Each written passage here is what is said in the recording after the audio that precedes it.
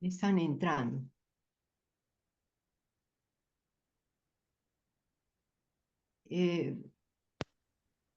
Cristina, ¿puedes hacer entrar a los invitados, por favor? Hola, Miguel. Está Hola, acá. Jenny. ¿Qué tal? Buenas tardes. Hola. Hola. ¿Cómo está, Carlos? Muy bien, contento de estar acá. Muy Qué bien. Está. Ay, buenas tardes. Qué gusto, Carlos, ¿Qué también tal, de ver. Sarita? Hola, ¿Cómo Graciela, estás, buenas Sarita? tardes. Qué bueno, Nelly, buenas tardes. Miguel, Hola. todo. Hola, Carlos, también. ¿Cómo va, Neri? ¿Qué tal? Muy Vamos a bien. dejar un Miguel. tiempito para los saludos. Y Aurora. Aurora, Hola, buenas noches. Estaba intentando y no me salía el sonido ni nada. Muy bien. bueno, Aurora, estamos en los saludos.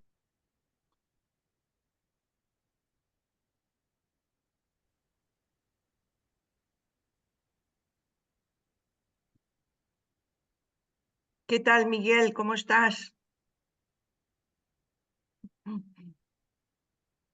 En silencio, Miguel. Acá estamos, esperando para pensar juntos. Sí, qué bueno. Qué bien.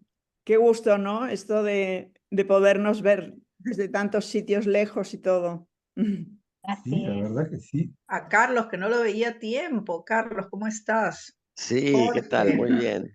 ¿Qué tal? Muy bien, con un Qué internet gusto, muy Juan. inestable, así que los veo un poco y un poco se corta, pero bueno, así es la vida. Ya. Así es. Sí. Carlos, tenías una plantita que entraba por tu ventana. ¿Qué fue de ella? ¿Te acuerdas hace tiempo? No, me mudé, pero te aseguro que la miro y está todavía bien, así que te manda saludos. Gracias, Miguel. Ok. Bueno, creo que vamos a comenzar.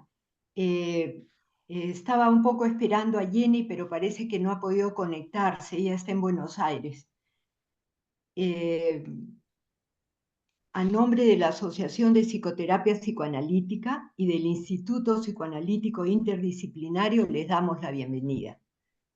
La Asociación de Psicoterapia Psicoanalítica es una asociación civil sin fines de lucro con más de 30 años de vida institucional que tiene como objetivos promover y realizar eventos académicos y de investigación en el campo de la psicoterapia psicoanalítica y otras ramas científicas afines a través de conferencias de ingreso libre, cursos, seminarios y talleres, contribuir a la salud mental de las personas a través del área de atención terapéutica.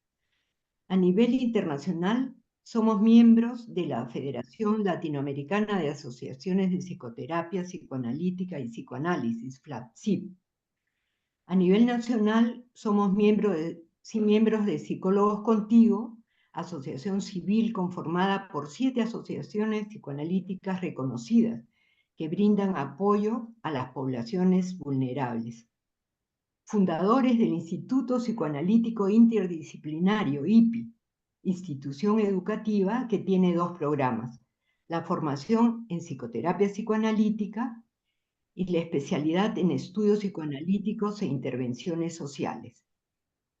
La presente actividad es en el marco de la Convocatoria 2025. Les compartiremos información al concluir la conferencia que nos convoca. Entonces,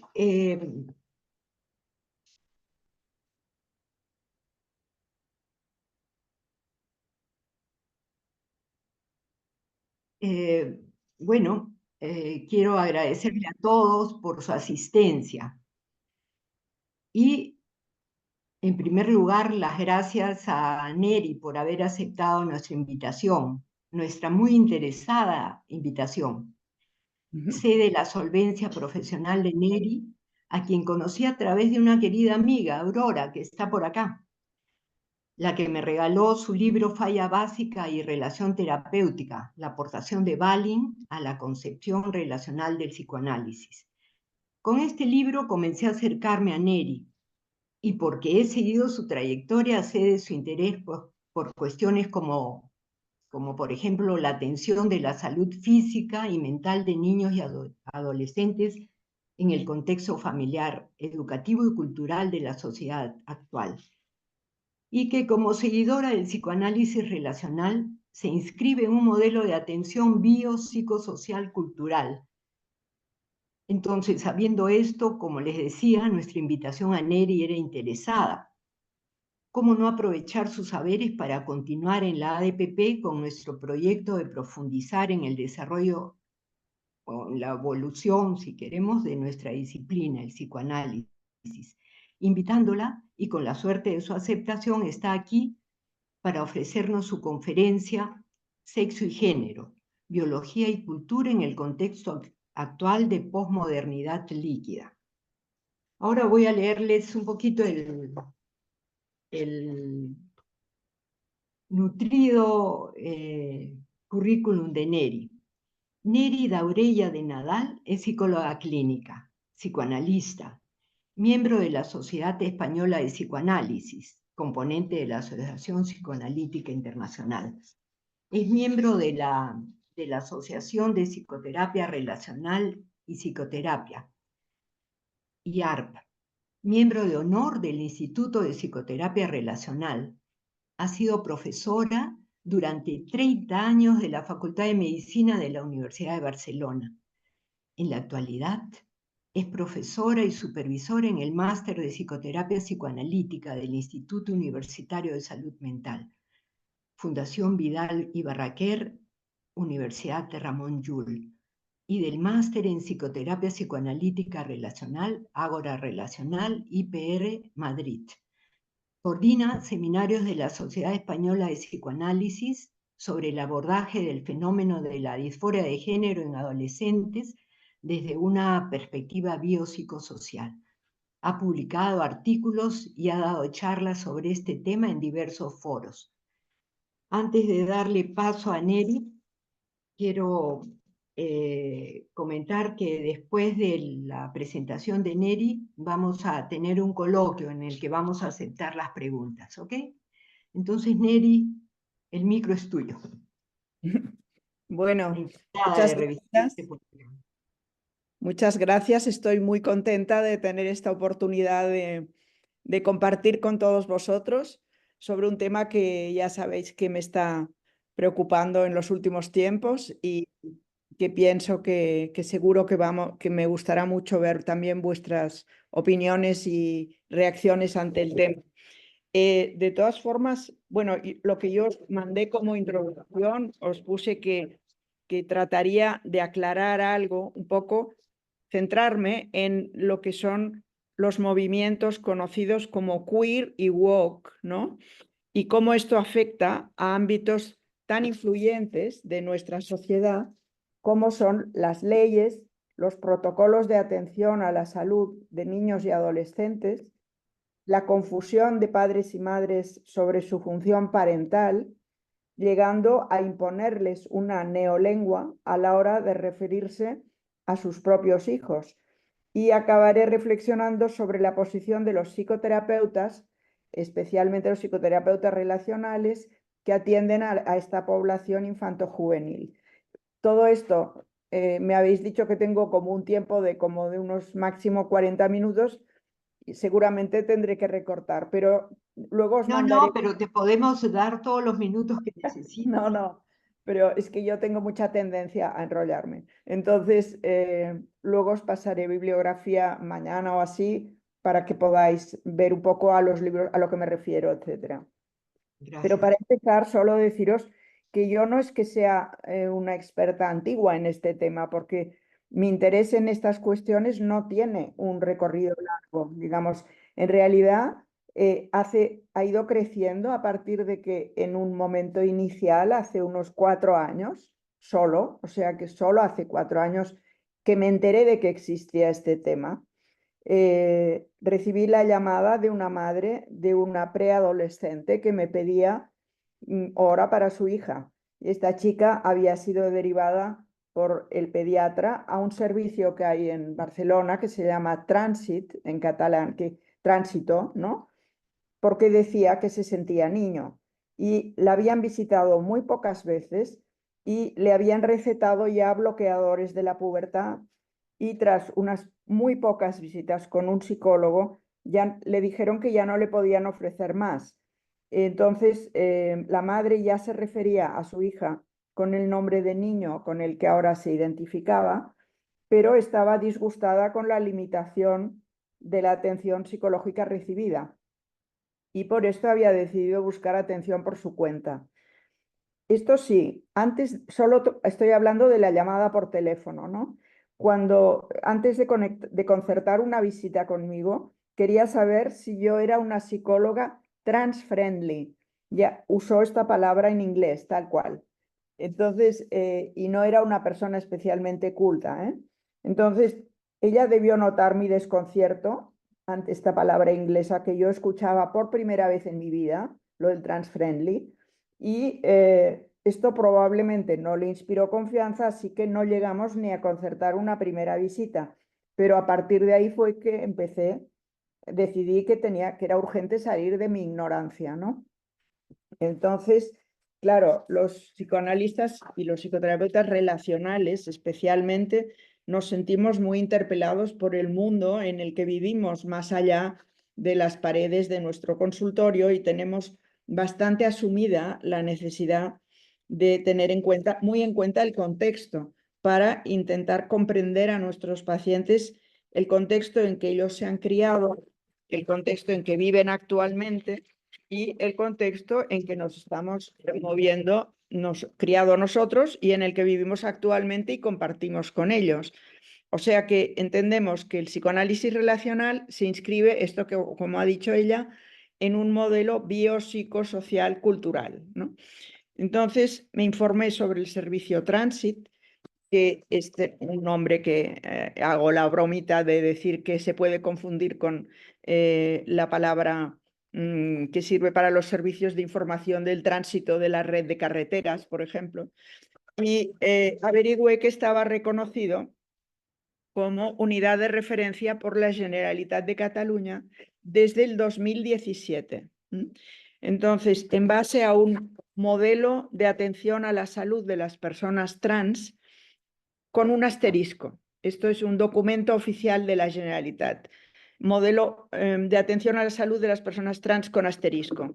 Y entonces el asterisco, incorporado a la palabra trans, aclaraba a continuación en este documento que pretendía literalmente visualizar e incluir la gran diversidad de identidades y percepciones de género, personas transgénero, transexuales, crossdressers, genderqueers, agénero, no binarias, fluidas, transvertidas y tantas otras. Todo esto en un documento oficial a mí me chocó mucho, ¿no? Entonces voy a aclarar dos conceptos de estos de momento y luego hablamos de más cosas, pero el concepto queer que me chocó, ¿no? Porque aquí ya hablaba de genderqueers. Entonces, aquí asomaba este término queer en medio de lo que me sonó como una especie de cajón desastre muy confuso. Poco tiempo después vi que a Judith Butler le daban el Premio Internacional de Cataluña en el año 2022. O sea, entonces, como una de las impulsoras del movimiento queer, que es una corriente de pensamiento filosófico-social que huye de las identidades estáticas binarias y que genera toda una teoría con una terminología correspondiente. O sea, algo así como una neolengua, ¿no? Por usar los términos de Orwell, ¿no? De 1984, que ahora hemos de aprender para estar al día y no ofender a toda la gama de personas diversas.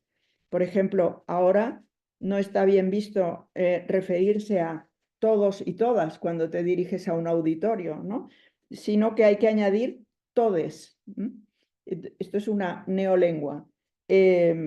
Para incluir a quienes se identifican como no binarios, ni como hombre ni como mujer. O sea que el movimiento queer era reconocido como algo digno de premio oficialmente por las autoridades de aquí. Entonces, me informé un poquito más sobre en qué consistía el movimiento queer. Y esto es lo que ahora os puedo transmitir muy sucintamente, ¿no? La palabra queer significa raro, turbio, torcido. Entonces, se había usado durante mucho tiempo para calificar de manera injuriosa a los homosexuales.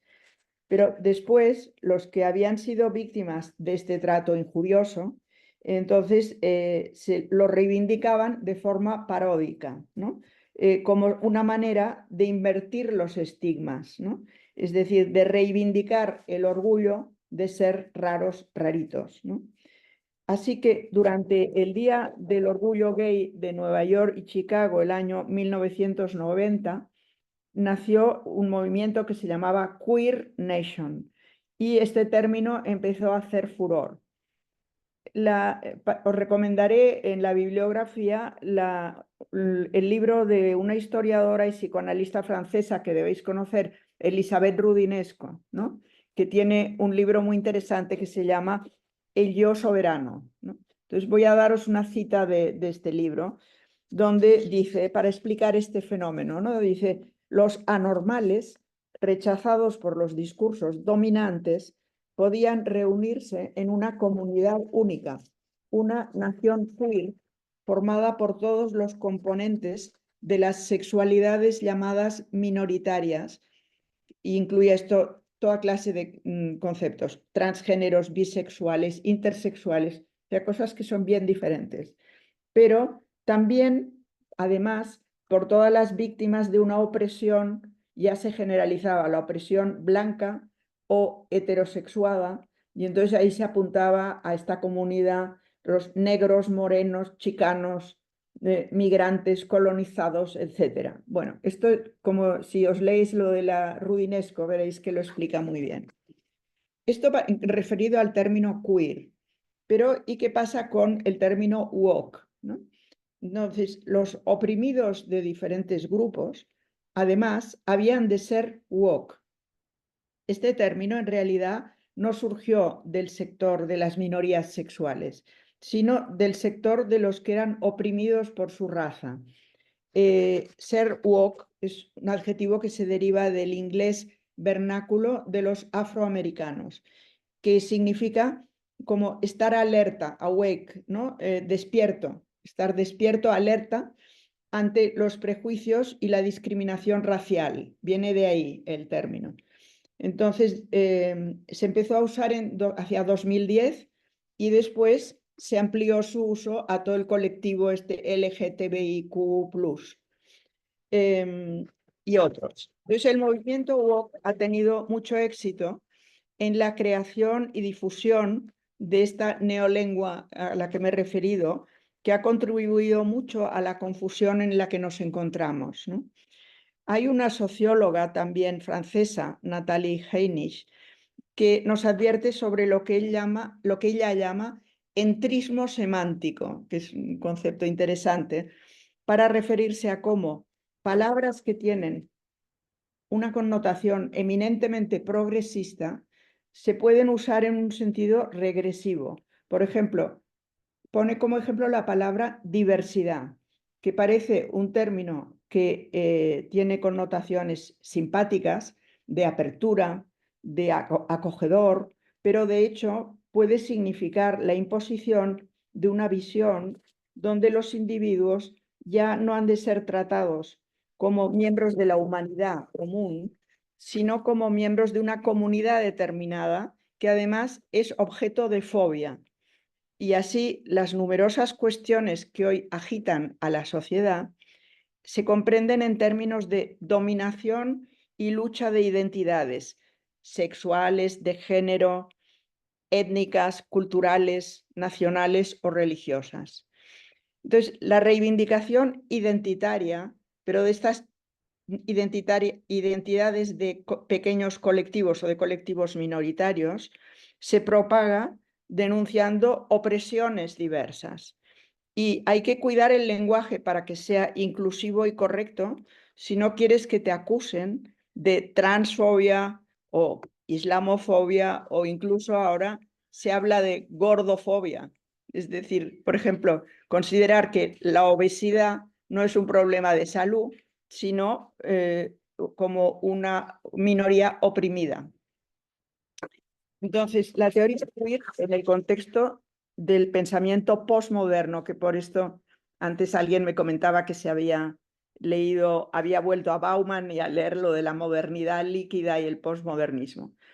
El movimiento queer, dice Rudinesco, que muy politizado, inventó un discurso extravagante en el que ya no se limitaba a reclamar, como hacían los homosexuales en el principio de su movimiento, no, reclamar cosas como, por ejemplo, el matrimonio, el derecho al matrimonio para todos, o el acceso a las diferentes modalidades de procreación asistida. Pero según la Rudinesco, el desarrollo de este movimiento en las sociedades occidentales, que supongo que todos los que me escucháis estáis incluidos en las sociedades occidentales, fue acompañada, dice, de la valoración de cosas tan variadas como la pornografía online, los tatuajes, la cirugía estética muy extendida y las prácticas transgresoras comunitarias. Entonces, lo que era la heteronormalidad era como el enemigo que había que combatir, aunque sin darse cuenta se estaba como generando una nueva norma, que era la norma de este colectivo queer que había absorbido al colectivo homosexual inicial, digamos, las luchas por la reivindicación de los derechos de los homosexuales quedaban subsumidas en todo este, que digo, del cajón desastre, ¿no? Entonces, mientras el grupo LGTBIQ+, hasta 40 denominaciones, agitaban por las calles sus banderas con el arco iris, se publicaban muchos ensayos sobre la disolución del binarismo sexo-género. Proponían una identidad borrosa o incluso una falta de identidad, aunque se estaba creando una nueva identidad que era soy del colectivo. El colectivo incluye todas estas iniciales. Entonces, la teoría queer, aunque nos llega como una importación de las universidades norteamericanas, tiene sus raíces en el pensamiento de teóricos franceses como Michel Foucault o Jacques Derrida, que durante los años 60 del siglo pasado aportaron una visión del mundo que ahora se llama postmoderna. Aquí os recomendaré otro libro de unos autores que son Puckrose y Lindsay, que se ha publicado, se ha traducido al español recientemente, que se llama Teorías cínicas, cómo el activismo académico hizo que todo girara en torno a la raza, el género y la identidad, y por qué esto nos perjudica a todos. Este es un libro del 2020 y está traducido al español. Os lo recomiendo si queréis trabajar el tema. Ya os lo mandaré la bibliografía. Entonces, sus autores consideran que el posmodernismo ha sido una respuesta a unas circunstancias históricas concretas, que han sido las dos guerras mundiales, que debilitaron la fe en la idea de progreso, la desilusión generalizada con las grandes teorías, por ejemplo, el marxismo, el declive de las visiones religiosas del mundo en los entornos postindustriales. Entonces, los pensadores posmodernos cuestionan los logros de la modernidad, si entendemos la modernidad como la época anterior en el mundo occidental, que sería finales del siglo XIX y primera mitad del XX, ¿no? O sea, la época donde se da el auge de la democracia representativa, la era de la ciencia, de sustituir la superstición por la razón, la confianza en el progreso gracias al conocimiento científico y a los avances tecnológicos. Bueno, estos filósofos se dedicaron a deconstruir el lenguaje como constructor de conocimiento y a fomentar el escepticismo sobre nuestra capacidad de llegar a la realidad objetiva. Las élites culturales de izquierdas abandonaron el marxismo, cuestionaron la ciencia sobre la base de que la ciencia había permitido producido y justificado todos los horrores que se vivieron en el siglo XX, ¿no? Por ejemplo, que antes no habrían sido posibles sin esta ciencia. Por ejemplo, pues aquí entraría desde los experimentos siniestros del exterminio programado en los campos nazis, por ejemplo, o el uso de los descubrimientos científicos para fabricar las primeras bombas atómicas que acabaron con las ciudades de Hiroshima y Nagasaki y abrieron toda una época de miedo en el mundo, ¿no? Entonces, buscando en la Enciclopedia Británica para entender esto del concepto de posmodernismo, lo define como un movimiento de finales del siglo XX que se caracteriza por un amplio escepticismo, como un subjetivismo o relativismo, un recelo general hacia la razón y una aguda sensibilidad en lo que se refiere al papel de la ideología cuando se trata de reafirmar y mantener el poder político y económico. La teoría queer en este contexto pretende liberarnos de todo lo que se considera normal, normativo en la sociedad y que significa la opresión de algunos grupos minoritarios. Se sustituye la lucha de los grandes grupos anteriores, por ejemplo, la lucha revolucionaria del proletariado, ¿no? O la lucha feminista por la igualdad de derechos entre hombres y mujeres, que son luchas que afectan a grandes colectivos, ¿no? Por la lucha de grupos minoritarios oprimidos y especialmente en lo que se refiere a las normas de género y sexualidad. Entonces, al tratarse de una teoría postmoderna, es muy escéptica sobre el conocimiento científico. Por ejemplo, el que nos dice que las categorías de sexo, género y sexualidad están basadas, tienen algo que ver con alguna realidad biológica, pero que luego veremos que tienen más componentes, pero también algo que ver con alguna realidad biológica. La teoría queer presupone que la opresión es fruto de la categorización que se produce siempre que el lenguaje construye un sentido de lo que es normal, generando y manteniendo categorías: rigidez de sexo, macho y hembra, de género, masculino y femenino, y de sexualidad, hetero, gay, lesbiana o bisexual. Judith Butler, en su libro El género en disputa, llega a poner en duda que el sexo biológico sea algo diferente que un constructo social. Dice Butler en el año 1990, si se refuta el carácter inmutable del sexo, quizá esta construcción llamada sexo esté tan culturalmente construida como el género, de hecho quizás siempre fue género, con el resultado de que la distinción entre sexo y género no existe como tal.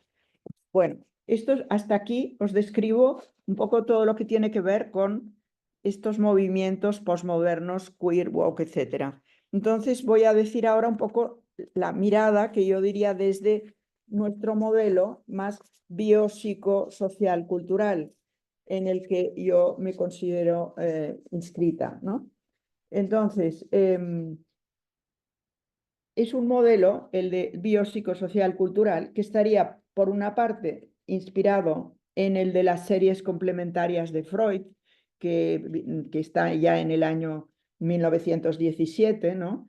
Y el modelo biopsicosocial de Engel, de 1977. Ya sabemos que no siempre los modelos más modernos superan en capacidad explicativa a los anteriores, aunque en este momento de posmodernidad parece como que muchos se dejan como seducir por cantos de sirenas o unicornios. Veréis por qué me refiero a las sirenas y unicornios.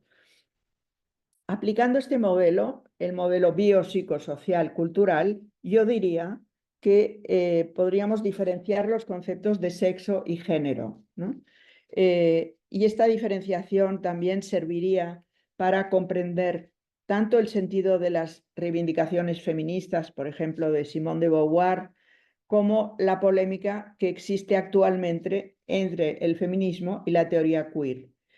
La famosa frase de Beauvoir del año 49 que decía: no se nace mujer, se llega a serlo, se refería a las imposiciones sociales de los roles de género. Quería decir que hay una condición de la mujer, que es el género, que responde a un conjunto de actitudes, de expectativas y roles que se atribuyen a los miembros de la especie humana, biológicamente hembras, en una sociedad determinada. Desde una perspectiva biopsicosocial cultural, consideramos que la condición biológica, es decir, el sexo, sí que responde al dimorfismo sexual que se da en los seres humanos, como en todos los mamíferos, y que no depende de actitudes, intenciones o deseos, sino de la naturaleza. Es innegable que sobre esta base biológica, que es el sexo, se proyecta y se despliega un conjunto de características socioculturales, que es el género, que varían con el tiempo y la evolución de las sociedades. No es lo mismo ser mujer en Afganistán que ser mujer en nuestros países. Entonces, ahora, sustituir radicalmente el concepto de sexo por el de género es negar el conjunto de particularidades bioquímicas, fisiológicas y orgánicas que dividen a cualquier especie entre machos y hembras. Y a esta distinción es a la que entiende, por ejemplo, la ciencia médica cuando está distinguiendo entre los que son atendidos por los urólogos o son atendidos por los ginecólogos, por ejemplo. Siempre ha existido el fenómeno de la intersexualidad. Esto sí, incluye una serie de entidades clínicas cuya característica común es la de que presentan el sexo genético y gonadal, por ejemplo, masculino, mientras que el sexo genital puede ser desde el femenino hasta cualquier grado de ambigüedad sexual. Esto no lo negamos. Al parecer, el interés que tenía Judith Butler por estos temas parece ser que tiene algo que ver con el hecho de que durante años convivió en su casa con un tío suyo que era intersexual, no transexual, que hay que poder empezar a matizar y a ver las diferencias. Entonces, la ciencia biológica nos permite estudiar las diferencias y describir lo que pasa. Categorizar lo que pasa como normalidad, patología o problema ya es otro paso que pueden dar algunos científicos, pero no la ciencia. La ciencia se refiere a normalidades estadísticas y la normalidad estadística solo es el valor central en una distribución que es la parte central de la curva de Gauss. De momento aún no hablo de psicoanálisis, os dais cuenta, pero es porque hablo de biopsicosocial. Entonces, yo cuando escribí este artículo, lo estuve consultando con un biólogo amigo muy interesante que escribió un libro, Sexo y Cerebro, de Ramón María Nogués, que también os lo pondré en la bibliografía, y profesor de antropología biológica y que ha trabajado muchos años investigando en genética de poblaciones y en cuestiones de neurología evolutiva. Y me dijo que si tomamos una población humana suficientemente amplia y estudiamos la presencia de 10 características biológicas en hombres y mujeres, obtendremos dos conjuntos claramente diferenciados. O sea, un poco para salir de la confusión, ¿no? Pero hablemos de lo psi, que es lo que más os puede interesar, pero sin olvidar todo esto. Entonces, ¿qué podemos aportar desde lo psi? Entonces, primero, esto de diferenciar el sexo del género, me parece que es importante. Ya no voy a repetirlo. El género, somos mamíferos, los mamíferos nacemos machos o hembras, etc. El género, en cambio, es una categoría socialmente construida que implica la asignación a un grupo de pertenencia, el conjunto de roles y estereotipos que se atribuyen a los sexos y que pueden ser diferentes. El género sentido se deriva de un proceso de identificaciones, y aquí entramos los psicoanalistas, identificaciones conscientes e inconscientes, con todas o parte de las características de estos modelos. Identificarse quiere decir apropiarse, sentir y vivir como propios los rasgos de los modelos de género. Y esto es un proceso que siempre está abierto y es inacabado. La incongruencia entre el sexo, condición biológica, y el género, modelo sociocultural, se da cuando una persona no se identifica con las prescripciones sociales de los modelos de género hegemónico en un contexto social concreto. La identidad no es innata y ni se reduce a los aspectos relativos al sexo y al género. Abarca un conjunto de sensaciones, emociones, afectos, ideas, valores y habilidades que configuran una vivencia más o menos estable de uno mismo y se genera en las calidades de los vínculos y de las interacciones con los demás, empezando por las interacciones en la familia y luego con las que se van en los ambientes más amplios. ¿Cómo nos afecta todo esto a los psicólogos que atendemos a niños, adolescentes y familias, por ejemplo, desde nuestra perspectiva? A ver, nosotros cuando nos encontramos con que aparece el malestar que ahora se llama disforia de género, como o otros le llaman incongruencia de género, depende de lo que se quiere destacar, si es el malestar o, bueno, puede ser muy bien fruto de las vacilaciones de esta dinámica interna de búsqueda de la identidad, ¿no? Si queremos continuar atendiendo a la población infantil o adolescente como de costumbre, explorando sus historias evolutivas, las dinámicas familiares, los malestares propios de la adolescencia, la influencia de lo que les llega por las redes sociales.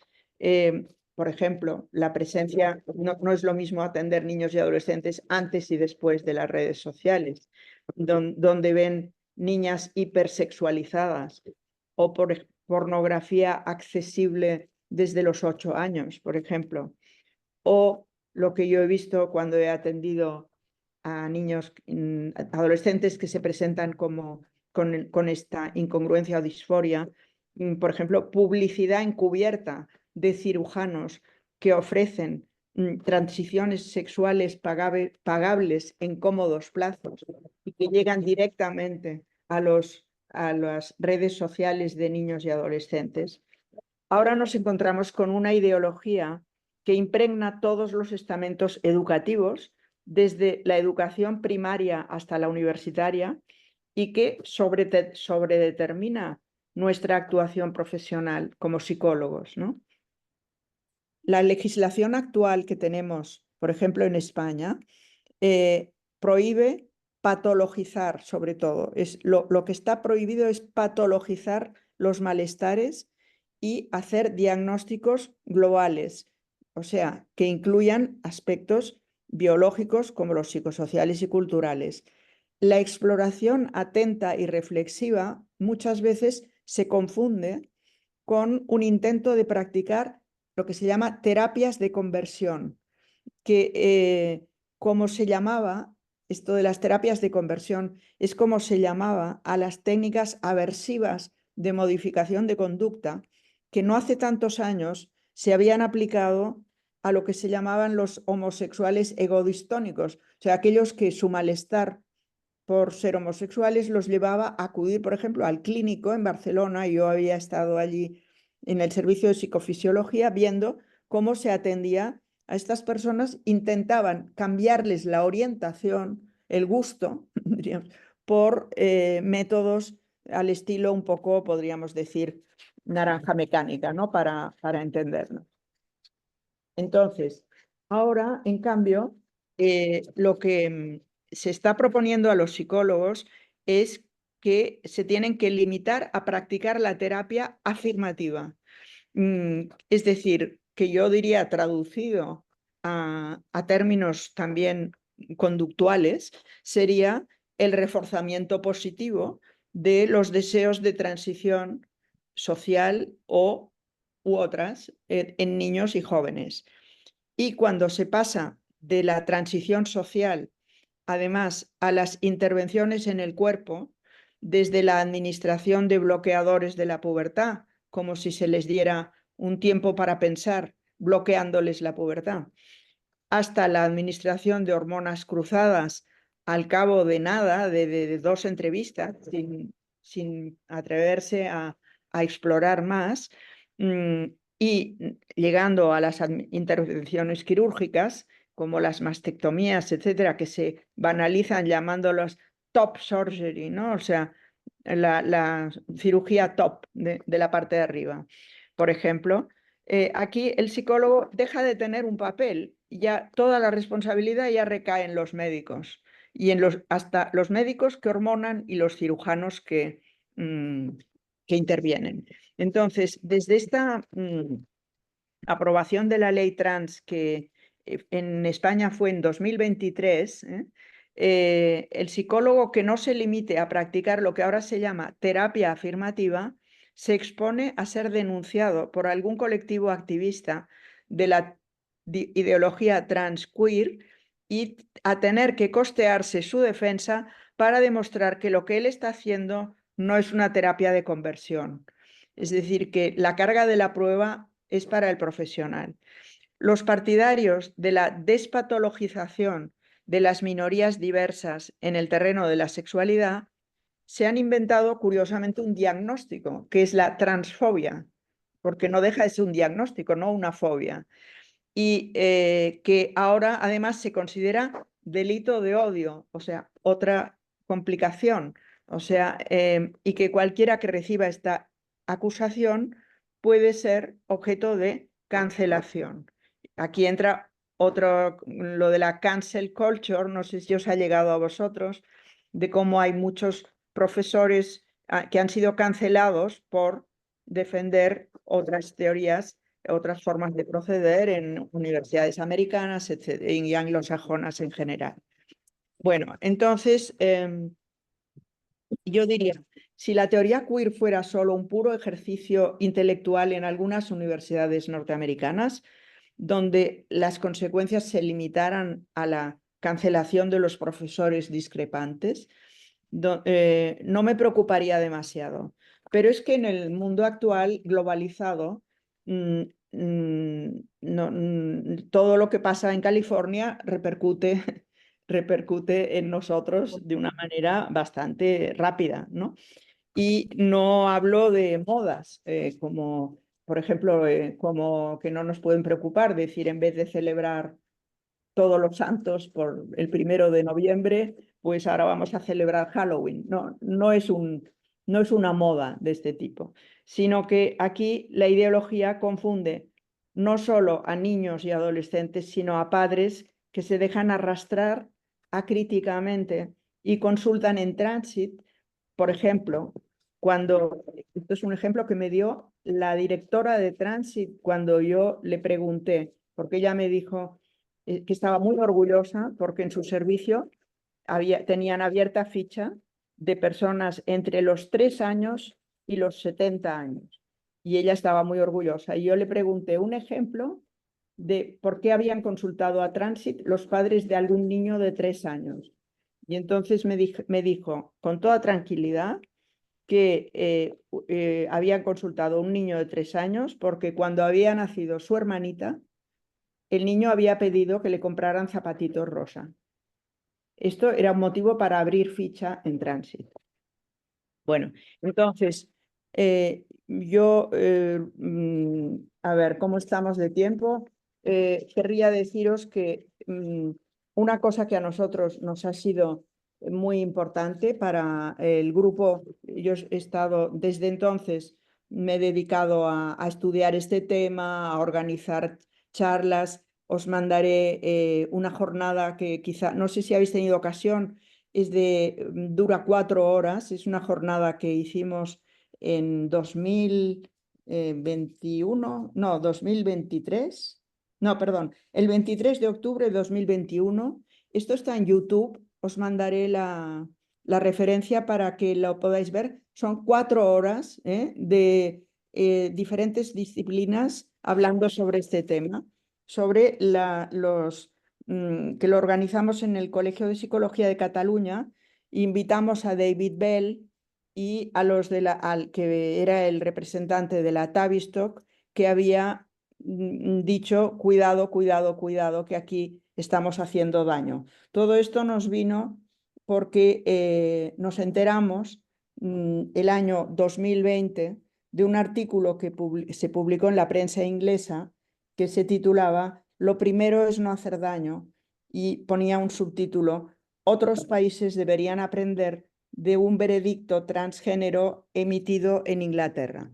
Entonces, para mí, que como ha comentado la presentadora antes, me he interesado siempre por los grupos Valiant, por una concepción del abordaje de lo que es la salud psicofísica, etcétera, y de lo que es el papel de los médicos haciendo un diagnóstico global y un equipo donde intervienen médicos, psicólogos, trabajadores sociales, etcétera, me producía una sensación bastante terrible pensar que la Tavistock fuera donde estaban, la Tavistock, donde nacieron los grupos Valiant, estuvieran haciendo este tipo de intervenciones tan absolutamente arriesgadas, ¿no? Diríamos, y perjudiciales. Entonces, me enteré de que dentro de la propia Tavistock, lógicamente, había habido toda una serie de profesionales psicoanalistas que fueron representados sobre todo por David Bell,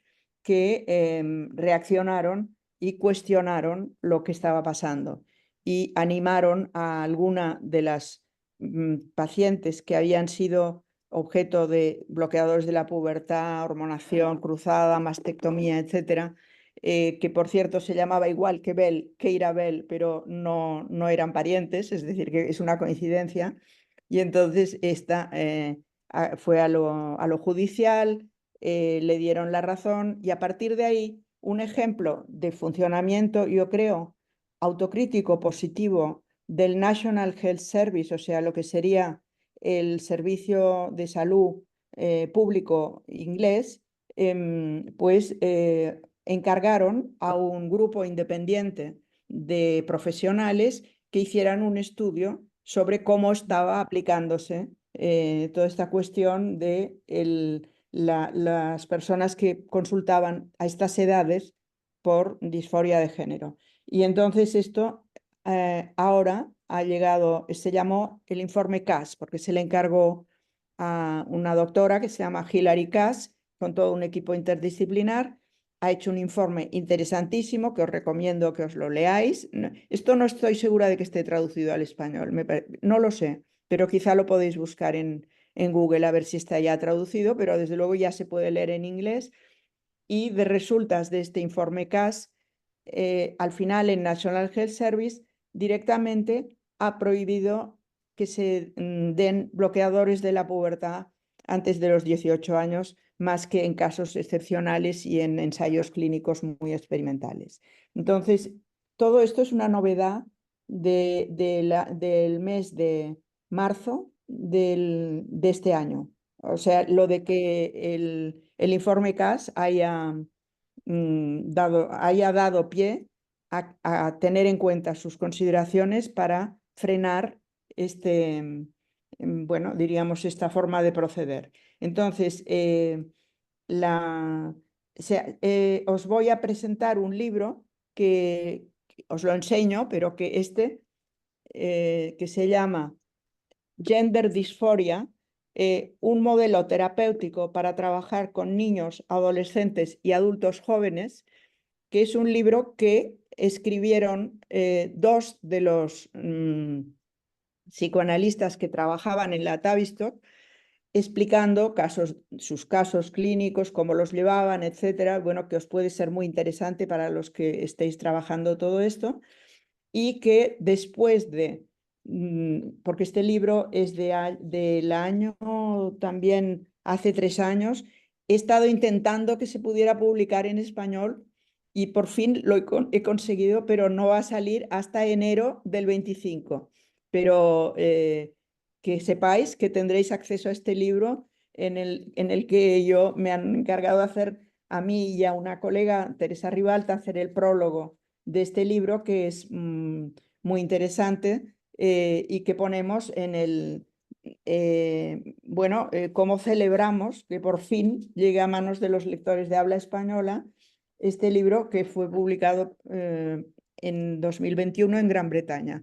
Pero yo creo que es indispensable leerlo para los que nos dedicamos a la población infanto-juvenil. Me parece que para poder comentar, discutir, bueno, de hecho, desde entonces yo he estado llevando un grupo en la SEP, en la Sociedad Española de Psicoanálisis, donde hemos estado trabajando casos para poder plantear cada caso en su absoluta individualidad y con un abordaje psicoanalítico y biopsicosocial, ¿no? Entonces, bueno, yo creo que, no sé si quizá ya podríamos dar paso al coloquio, pero Muy bien, Neri, claro. ¿no? Yo creo que dejo aquí y pasamos al coloquio, ¿vale? Pues yo creo que está bien, solo dejaros con el caramelo en la boca de que en enero vais a tener acceso. Los que leáis inglés ya podéis comprarlo ya, por esto. Qué bueno. Ojalá Vale, que se venda por acá. Eh, espero, Muchas sí. gracias, Neri. Ha sido muy estimulante tu conferencia. Y bueno, y trataremos de sacarte más provecho, Mm, que nos acompañes a resolver algunas de las interrogantes que nacen de las asociaciones que conforme tú vas hablando claro. surgen, ¿no? Claro, cuándo hay derecho a la autodeterminación en adolescentes, Mm, cómo son cuáles son las causas de esta disforia de género, ¿no? mm, Cómo podemos abordar este fenómeno, por ejemplo. Pero ajá. bueno, yo lo dejo ahí, si alguno quiere, podemos abrir el micrófono para quien quiera preguntar, acercarse o agradecer.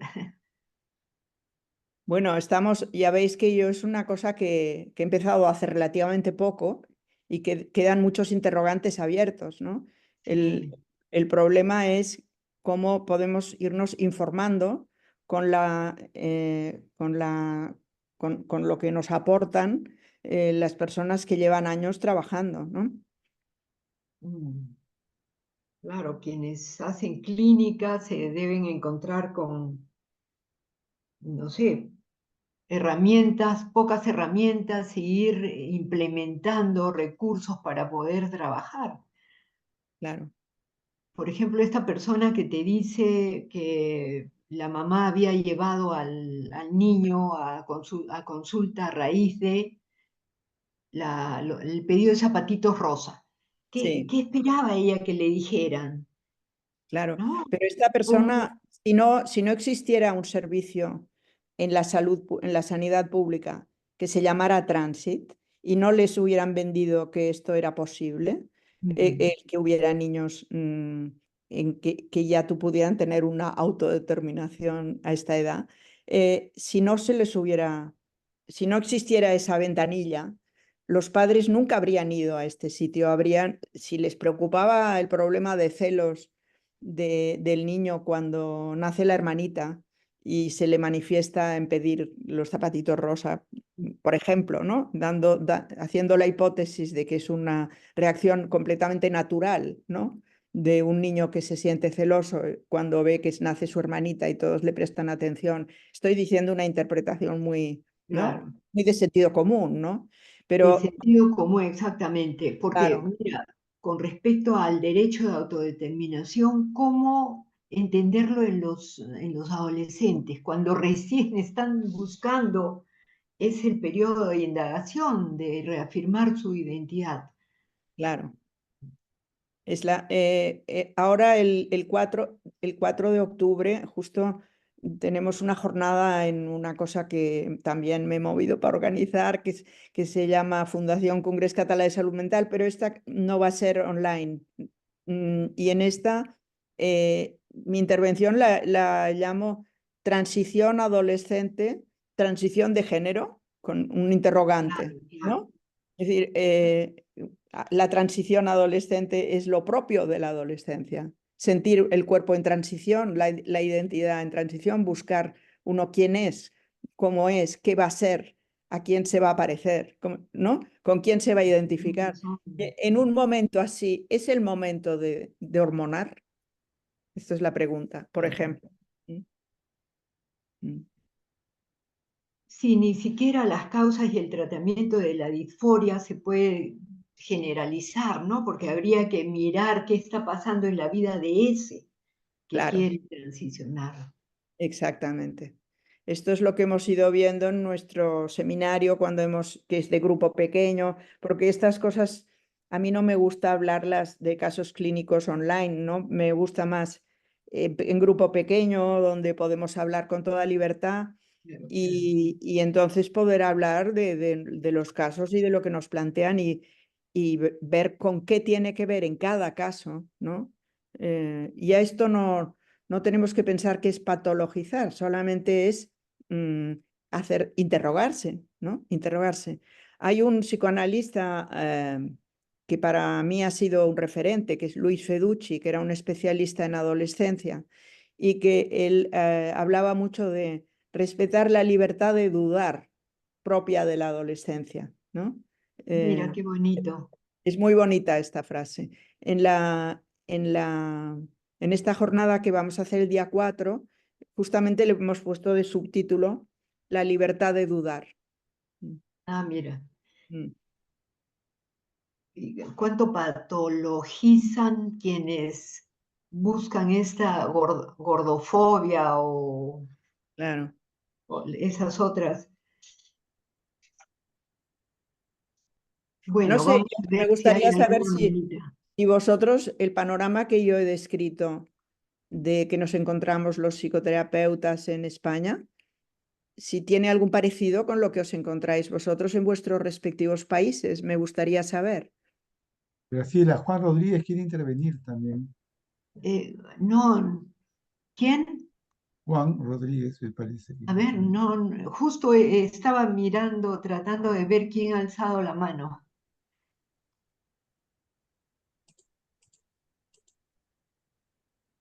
Juan, eh, puedes abrir tu micro y pregunta. No se oye. Juan, no se oye. Ahora, Ahora sí. Ahora. qué bueno, qué bueno.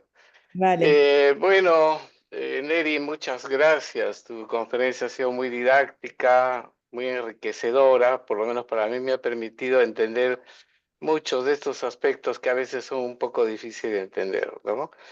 Eh, por ejemplo, me pareció sumamente interesante que el término queer, ¿no?, haya permitido integrar las diversas modalidades de minorías, vamos a llamarlo así, Mm, ¿no?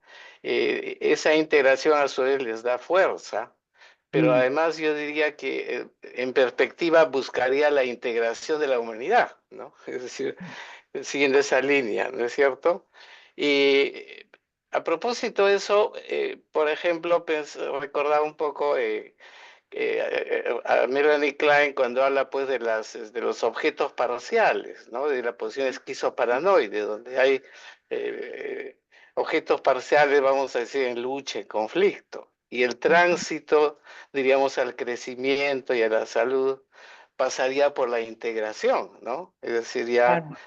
¿no? Bueno, por otro lado, también recordaba que por los 70 se hablaba había una discusión continua entre que determinada conducta, si era, diríamos, sea genético, o sea, de nacimiento, o era aprendido, ¿no? Y entonces la idea era dónde era el límite. Entonces algunos decían, el límite es en el momento del nacimiento, Mm, ¿no? Pero por ahí se habló de natura y nurtura, donde se sí, hablaba de que también ya en el estado intrauterino ya había un ambiente, ¿no? De manera tal que no podría desligarse esa posibilidad, ¿no? mm, Y un cuarto punto que yo pienso es pues que en el psicoanálisis integra todo, ¿no? Integra lo biológico, lo psíquico, lo social, lo cultural. O sea, hay toda una integración. Y mm, entonces, bien, no podemos parcelar esto. Hay integración en todo esto, ¿no? Desde lo claro, biológico hasta lo cultural, ¿no es cierto? claro. Entonces eso me lleva a una cierta duda respecto del planteamiento que tú haces o de no sé si la nomenclatura de esta concepción, donde dice que es una visión biológica, psíquica, social y cultural, como que esa sería la posición. Mi preocupación es que si eso ya segmenta esta integración o esta unidad, ¿no? No, O cómo es que se puede articular eso de manera tal que no haya tal segmento. Esa es mi pregunta. Gracias. Bueno, muchas gracias. Muy interesante lo que dices. Yo me he referido, claro, lo he dicho así muy de pasada, de que cuando yo digo lo del biopsicosocial cultural, lo del modelo biopsicosocial es de un señor que se llama Engel, esto es otra cosa, pero antes me he referido a las series complementarias de Freud, ¿no? Donde realmente Freud incluye todo, incluye lo constitucional, ¿no? Lo intrauterino. Es que en el año 17 ya está incluyendo todo esto, Freud. Y esto a mí me parece que no tenemos que perder de vista, ¿no? Aquello en lo que Freud sí que tenía razón. En otras cosas puede estar superado, pero en esta no. En esta me parece que tenía una visión realmente integradora de que lo que era hacer una visión de cada persona tenía que incluir todos estos aspectos, ¿no? Y cómo todos estos aspectos interactúan, ¿no? En cada persona. Y luego, encima, es cuando ya cómo interactúa el paciente con el analista, la transferencia, la contratransferencia, todo lo que complejiza, ¿no? Pero esto es muy diferente que no cuando la gente se define con una etiqueta, ¿no? Yo soy tal, yo soy cual, ¿no? Esto no solo ha pasado en el fenómeno este de soy trans, soy tal, soy cual, sino, por ejemplo, en la cosa esta de hacer diagnósticos que se corresponden con una respuesta farmacológica inmediata, como ha sido, por ejemplo, lo del TDAH, ¿no? En los niños y adolescentes. Yo soy TDAH. Bueno, pues entonces te toca tomar estas pastillas, ¿no? Este funcionamiento yo diría que no tiene nada de psicoanalítico, ¿no? Al revés, ¿no? Lo psicoanalítico sería el informe Cass, que no es psicoanalista, la doctora Cass es una pediatra, pero es una pediatra rigurosa cuando ha hecho el estudio que era con un equipo interdisciplinar y tal, y habla de modelo, dice holístico, no usa un término psicoanalítico, pero sí que recuerda un poco lo del Balint cuando habla del diagnóstico global, ¿no? O sea, holístico. O sea, que tiene en cuenta todos los factores, que no parcela, esto que dices tú de la parcelación, que es cuando uno se identifica solo con una etiqueta, con una parcela, ¿no? Pero además me gusta poderlo ampliar no solo al tema trans, sino que la gente ahora tantas veces se define con diagnósticos que se refieren esto a, pues, yo me acuerdo de una paciente, una joven, ¿no? Que me llegó a la consulta y me dijo, bueno, yo vengo porque soy un TOC. Y yo le dije, tú no eres un TOC, tú eres fulanita, ¿no? O sea, le dije su nombre, ¿no? Digo, yo pensaba que tú eras, ¿no? Carmen, por ejemplo, ¿no? Digo un nombre supuesto. Yo pensaba que tú eras Carmencita, ¿no? Y no un TOC.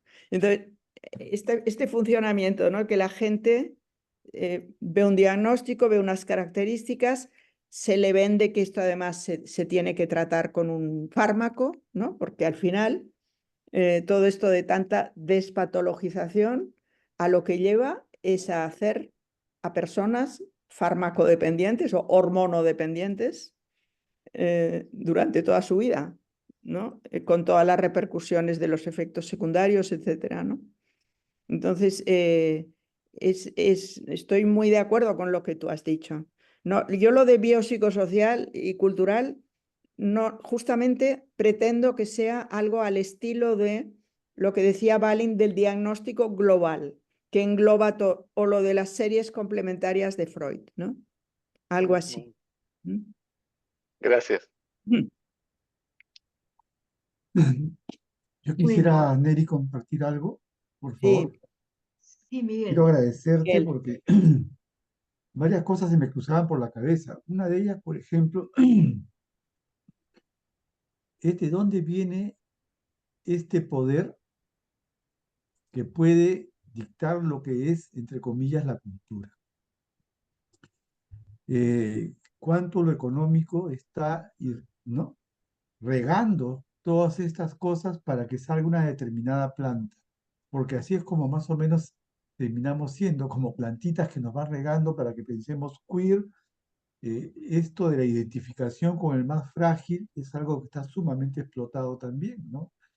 ¿Quién no va a defender a las minorías? ¿No es cierto? Y si no estás aquí, no defiendes a las minorías. Pero la racionalidad, ¿qué lugar tiene en todo esto? O sea, ¿cómo puede ser que Cataluña, etcétera, quién firma, quién avala todo este tipo de cosas? Yo trabajé con un chico, tenía 15 años y que no se soportaba viendo al espejo y que quería que le pongan hormonas. Acá en el Perú esto existe, pero no tiene un orden legal. Y por él me enteré, por la mamá, que él no quiso seguir conmigo, pero me enteré por la mamá que hay doctores que hacen por lo bajo este tipo de cosas. No, por lo bajo no, lo hacen totalmente publicitado. Es decir, yo, por ejemplo, No, no, pero te digo, acá en el Perú, como no en hay el algo Perú dices, abierto, sí, lo hacen soterradamente, ¿no es cierto? Y lo hacen por lo general enfermeras, no lo hacen doctores, que son los que manejan, las cabezas están escondidas y solamente los sitios donde se aplican, ¿no? Y los contactan por internet. Entonces, son cosas que son realmente sórdidas. Yo le decía, pero bueno, pero pensemos un tiempo para ver qué hacemos. No, vea, me hiciste acordar. ¿Vas a decirle a mi mamá que me ponga las hormonas o no? Digo, yo quiero, exacto. acabo de verte 2 veces, déjame verte un poquito más, ¿no? Ah, no, entonces, y me puso el mote, ¿no es cierto? Tú eres lo que no Eres es. transfobo. Claro, tienes fobia a este tipo de cosas. Es una cosa Ujú. muy importante, ¿no? Porque realmente, lamentablemente, en 10 años vamos a ver todos los saldos de esta catástrofe hormonal, ¿no? Bueno, ahora empieza a haber una reacción que es interesante porque cuando tú dices de dónde viene tanta presión en este sentido y lo que eran las normas, la organización que se consideraba en la que se inspiraban los servicios de la Tavistock hasta que se cerró, se llama WP, esto nunca me acabo de acordar de las siglas, el World, espérate, que a ver si lo tengo por aquí, el World, así, WATPH, que es el World Association de Trans, no sé qué, Health, ¿no?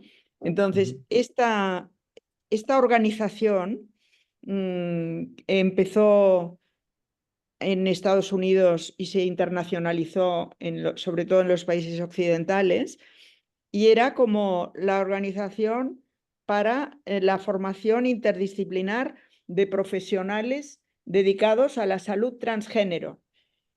Esta organización ha ido dando cada año, se publica desde 1979, cada año publica uno que se llama Standards of Care, o sea, los protocolos de cuidado de cómo hay que hacerlo en estos casos.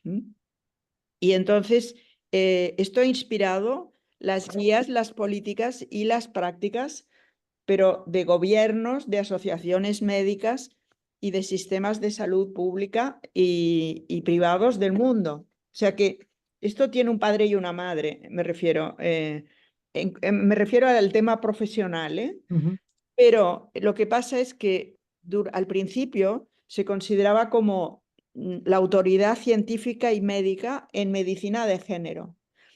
Pero precisamente ahora es que esto coincide que en marzo de 2024 se acaba de publicar un informe que se llama Los archivos de la UAP, que también lo podéis encontrar, ¿eh? Os lo puedo mandar en la bibliografía, que se titula,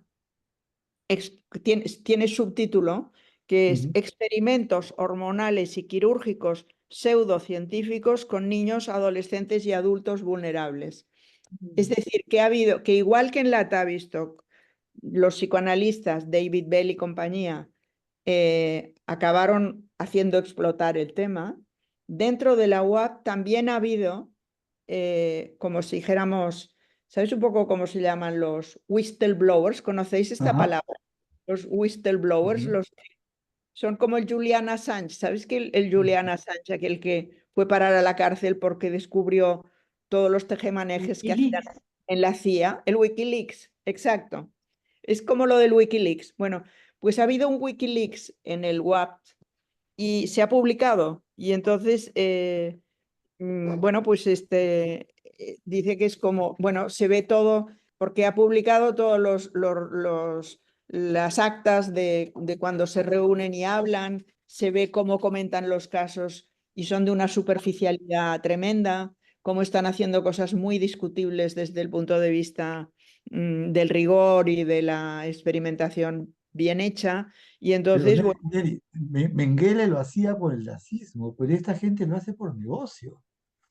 bueno, no sé, aquí parece ser que se ha infiltrado una parte, diríamos, de aspecto ideológico o de transactivismo o queerismo, lo que sea, pero dice los archivos, lo que dice los autores de esto, dice, los archivos de la UAP revelan que la medicina de género ni es ciencia ni es medicina. Esto es la conclusión final de estos archivos. Bueno, yo todo esto solo os lo digo porque yo me he enterado ahora esto se ha publicado en marzo.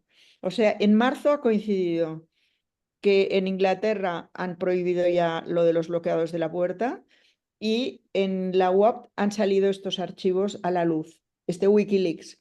Entonces, quiero decir que es un momento absolutamente de que yo diría que son como un poco brotes verdes respecto al pensamiento único que parecía que ahora mismo se estaba imponiendo, ¿no? Y que nos tenía a todos muy inquietos. Y qué terrible para las mamás que se den cuenta de esto, que habiendo creído en ello, que era lo mejor para sus hijos, ¿no? Claro, claro. Además, también hay otra cosa que es que se generan asociaciones de padres. Esto es muy triste porque se generan asociaciones de padres. Por ejemplo, en España hay 2 asociaciones de padres que tienen la posición completamente diferente.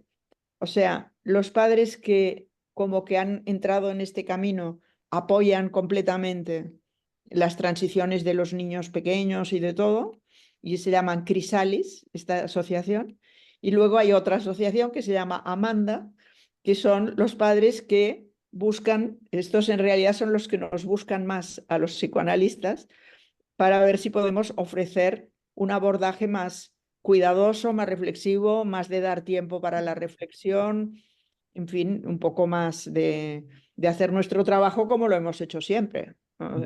Como no hacerlo de otra manera, que es un poco lo que... Bueno, pues entonces, por ejemplo, esto es un ejemplo de en España 2 asociaciones, una de padres que necesitan sentirse apoyados en la línea que han tomado y otra de padres que cuestionan y que buscan otro tipo de abordaje. Y se generan este tipo de luchas, Wow. de encuadramientos, ¿no? Es muy triste porque todo esto, todo este ruido, ¿no? Impide muchas veces el poder darse el tiempo para reflexionar, para tratar aquel caso individualmente, como tratarías a cualquier adolescente o a cualquier familia en que hubiera su propia dinámica, donde hay que entender cómo de tal dinámica familiar viene tal situación, etcétera, etcétera, ¿no?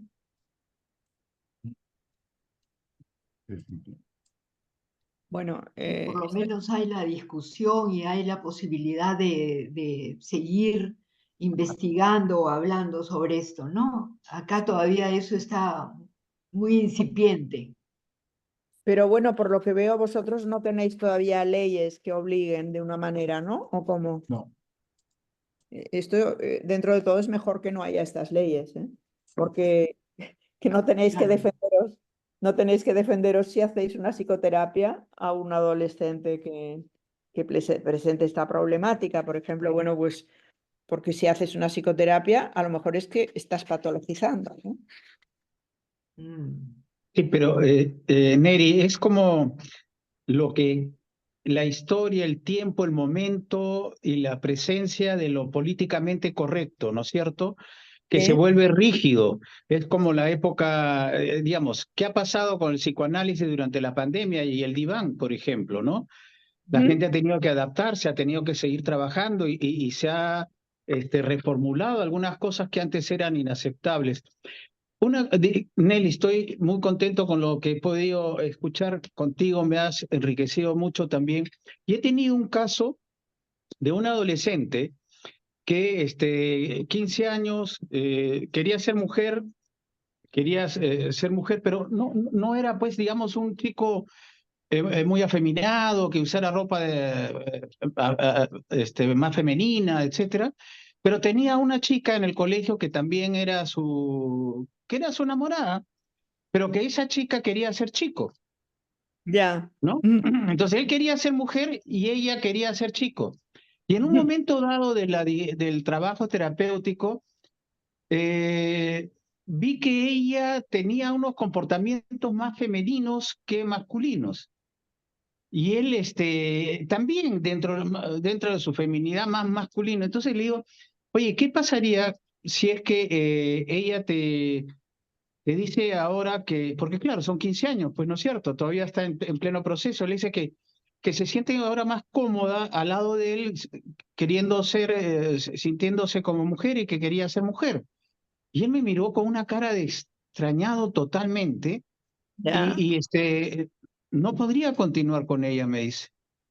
Y yo le digo, pero sigue siendo la misma persona con la que compartes cariños, sentimientos, placeres también, ¿no? Aunque no necesariamente coitales, pero ya hay juegos eróticos entre ellos, ¿no?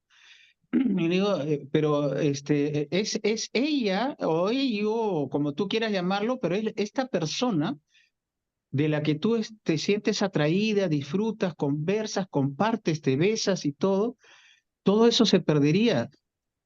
Y la verdad es que es como si hubiera una fantasía inconsciente previa, ¿no es cierto?, de cómo debe ser el Sí, deber ser, ¿no? Pero la realidad es otra. Y eso están como en dos mundos. claro.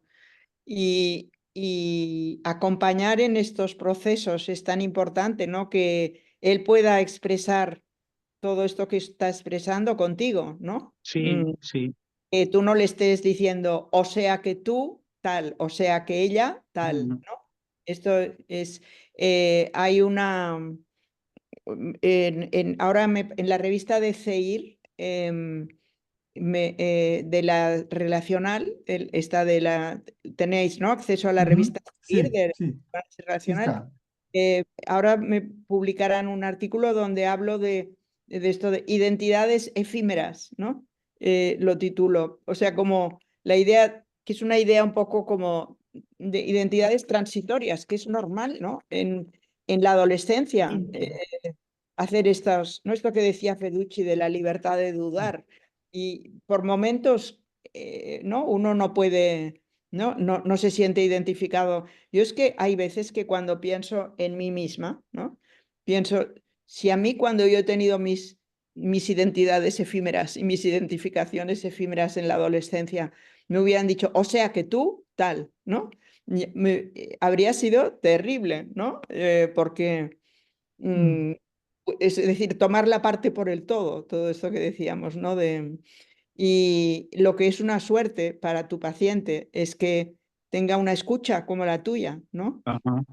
Donde no te precipitas a clasificarlo y le permites Ujú. dudar, le vienes a decir que esto es natural a estas edades, ¿no?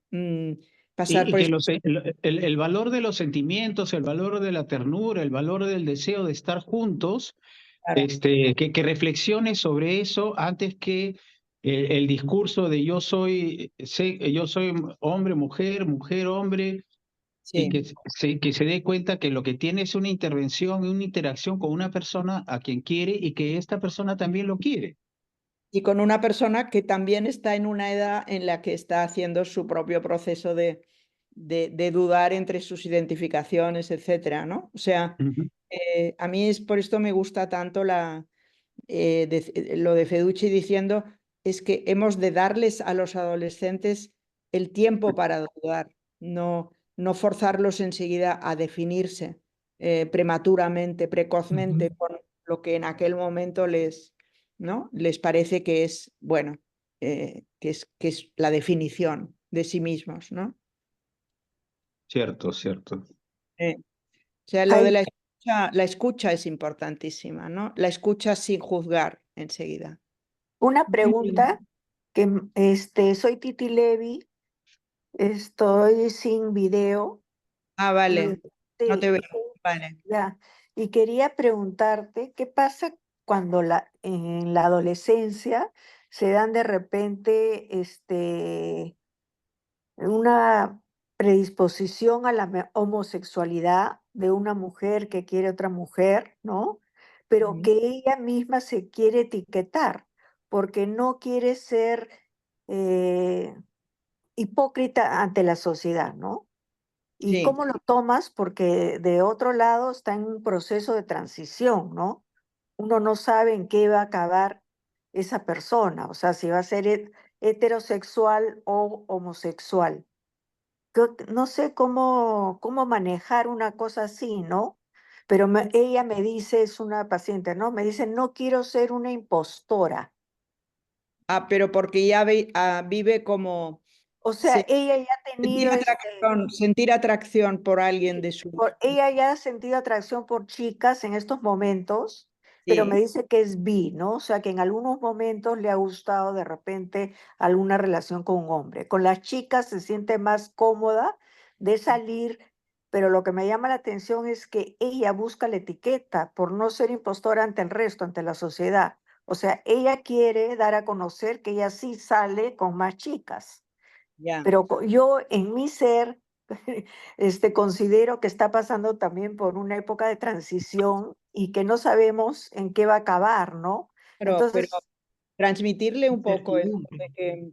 de que ahora, en realidad ahora, con lo de la sí, etiqueta de bi, lo tienen sí, más dentro de todo, porque toda la vida ha habido, ¿no? Estas oscilaciones ajá, en lo de si me gustan las chicas o me gustan los chicos, o tener una historia sentimental con una amiga, con un amigo en la adolescencia. Esto es una cosa, es un clásico, ¿no? De toda la vida, no es de ahora esto, ¿no? Lo que pasa que esto pues forma parte, diríamos, de los tanteos que son naturales en esa época, ¿no? Yo lo que creo que se la puede ayudar a decir que no hace falta que se defina de una manera determinada en este momento.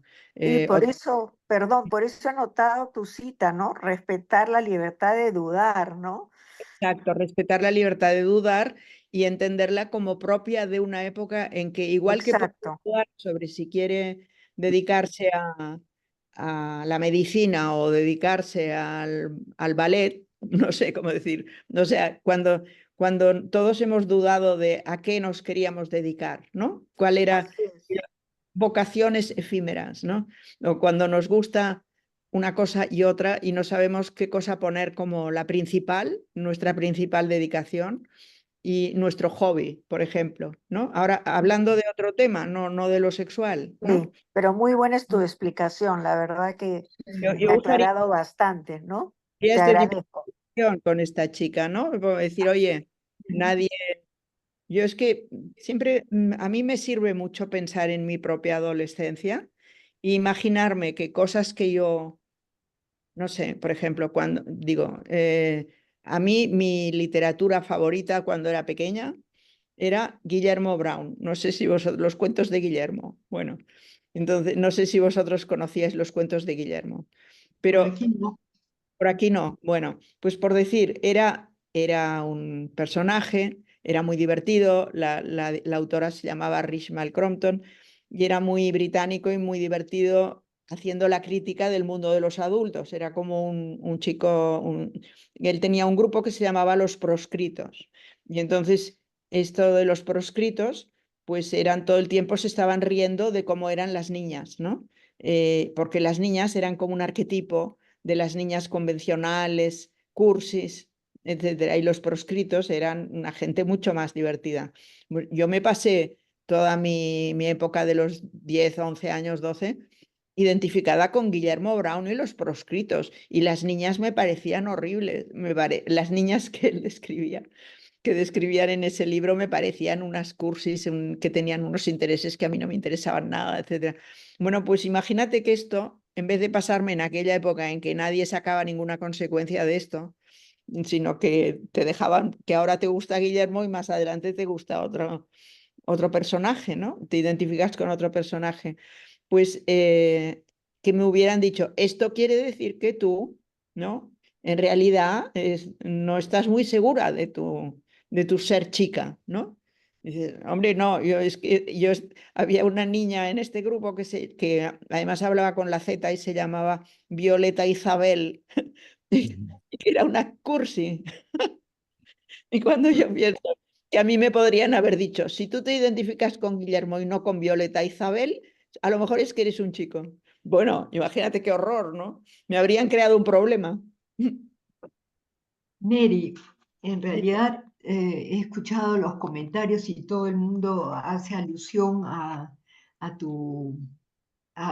haber entendido claramente todo lo que has expresado en esta conferencia. Y tengo que decir que esto es como que la cita esta de Ortega y Gasset respecto a la simplicidad, a la claridad de la inteligencia, a la cortesía de la inteligencia para con los otros. Entonces, te agradecemos por eso. Y bueno, ojalá que en otra oportunidad nos vuelvas a acompañar pronto. Bueno, estupendo. Lo he pasado muy bien. El coloquio ha sido muy interesante y muy, en fin, con mucha proximidad. Muy bien. Muchísimas gracias. Muchas gracias, Muchas Neri. gracias, Neri. Muchísimas Muchas gracias. gracias. Estuvo estupendo. Gracias. Gracias. Bueno, Adiós. Gracias, Nelly. ahora Ya le nos doy la vemos. palabra a Carmelita para que nos presente el proceso de convocatoria de IPI y sus programas formativos, ¿ok? Sí, Adelante, bueno, Carmelita.